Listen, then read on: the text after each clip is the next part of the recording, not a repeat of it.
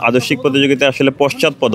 তারা আসলে শিবিরকে অবশ্যই তাদের রাজনৈতিক প্রতিদ্বন্দ্বী মনে করে। ছাত্র তো শেষ হয়ে যাওয়ার পরে ক্যাম্পাসে আছেন, তারা যদি গোলযোগ পাকানোর চেষ্টা করেনও আমার মনে হয় না তারা এতে সফলতা পাবেন। গণ অভ্যুত্থানের মাধ্যম থেকে উঠে আসা এক একজন শিক্ষার্থীরা আমাদের চলমান আছে শিক্ষার্থীদের স্বার্থে, যেমন ধরেন অটোমেশনের কাজ,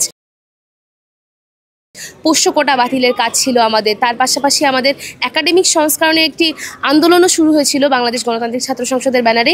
সেই কাজগুলো চলমান রাখার পাশাপাশি যেই পদে জয়যুক্ত হব সেই পদের যে নির্দিষ্ট কিছু দায়িত্ব থাকবে সেই দায়িত্বগুলো এবং আমাদের ইশতেহারগুলো পূরণের মাধ্যমে আমরা বিভিন্ন কাজ করে যেতে চাই। রাজনৈতিক ক্ষমতা খাটিয়ে জাকসু বানচাল করার চেষ্টাটা এটা বৃথা চেষ্টা হবে। যারা জুলাইয়ের সামনের সারি থেকে করেছেন, একেবারে সামনের সারিতে থেকে তারা লড়াই করেছেন, তারা এই জন্য করেননি ক্যাম্পাসকে আবার রাজনৈতিক ব্যক্তিবর্গের হাতে তুলে দিতে। ছাত্র তো শেষ হয়ে যাওয়ার পরে ক্যাম্পাসে আছেন, তারা যদি গোলযোগ পাকানোর চেষ্টা করেনও আমার মনে হয় না তারা এতে সফলতা পাবেন।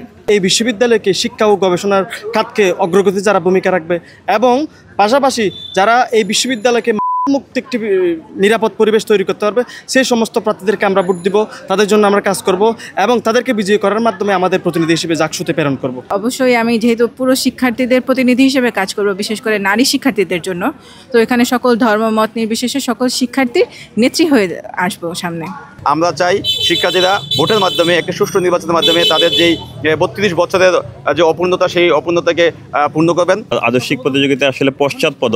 তারা আসলে শিবিরকে অবশ্যই তাদের রাজনৈতিক প্রতিদ্বন্দ্বী মনে করে এবং একই সাথে আদর্শিক প্রতিদ্বন্দ্বী মনে করে। সেই জায়গা থেকে আসলে শিবিরকে দমানোর জন্য অন্য কোনো টুলের অনুপস্থিতির কারণে তারা আসলে এমন একটি টার্ম নিয়ে আসে যার আসলে কোনো ভিত্তি নেই। আমরা আশাবাদী যে কোনো ধরনের অপ্রীতিকর ঘটনা যেন সম্মুখীন আমরা না হই এবং প্রশাসন সেটি শক্ত হাতে করবে এবং ওই প্রস্তুতি প্রশাসনের আছে বলে আমার বিশ্বাস।